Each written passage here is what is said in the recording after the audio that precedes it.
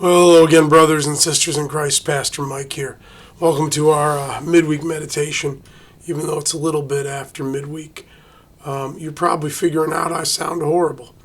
It turns out I brought a souvenir back from Alaska I wasn't planning on. I have a horrendous sinus infection. In fact, the doc thinks my lungs are infected and my sinuses are just a wicked bacterial infection. So, thankfully, that means I'm not contagious, which is winner chicken dinner.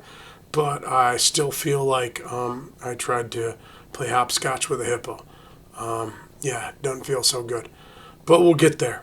So this midweek meditation might be a little bit short, but hopefully we'll hit the high points, brothers and sisters in Christ. First of all, thank you. Thank you to everyone that has already volunteered, signed up for breakfast this summer, and all the other volunteer opportunities we have as we transition into it, because I know my kids are still in school, some are, some aren't. We're going to have volunteer opportunities for numerous things like 4th of July parade, breakfast. There's stuff coming up. There's always something to do here at Emmanuel. So keep your eyes peeled. Look at your emails. That's always useful. And, excuse me.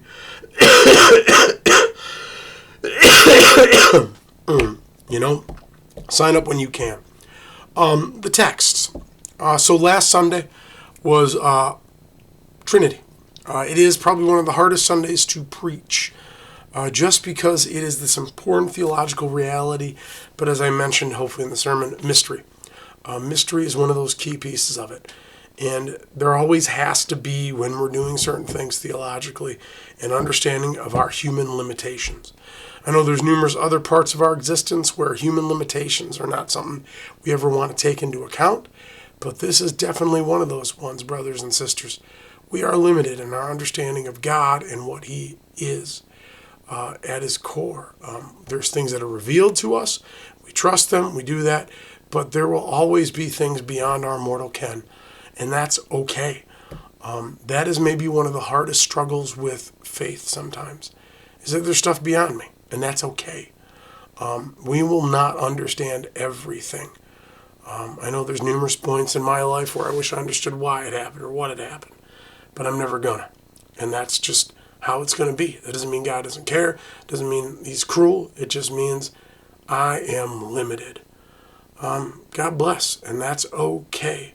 I would much rather have an unlimited God and limited humanity than the other way around, because we are really good at messing things up, brothers and sisters.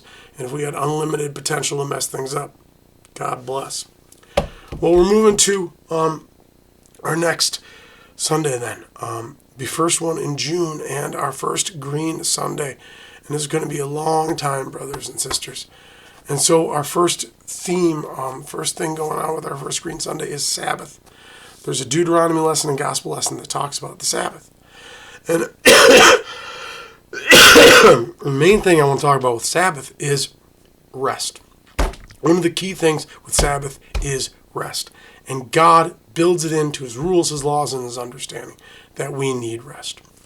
Now, in our gospel lesson, Jesus really pushed back at many of the legalism on how we have to do this, have to do that.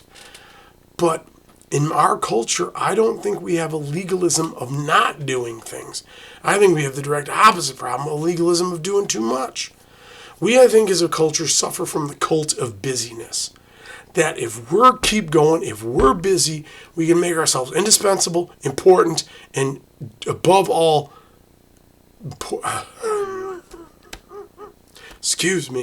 above all, immortal. It sounds weird to say immortal in that, but if we are so busy, so important in these sorts of things, we can't be disposed of in any way, right? Obviously, it sounds insane, but it's true the way some people function. That they just go, push, non-stop. That our life comes from that we have to do. But God radically says, no, you need to stop. You need to rest. You need to take a break. And that is the huge message with this text. We are finite creatures and need to rest. And as much as our culture and our world using anxiety, using stress, using temptation, using all those things to say we need to go and go and go until there's nothing left, is not healthy, holy, or sane, brothers and sisters in Christ. So in many ways right now, I'm going to take a bit of the advice in the gospel that I keep hearing. I'm going to go try to rest my voice. I'm going to try to rest my lungs, because I'd like to function on Sunday.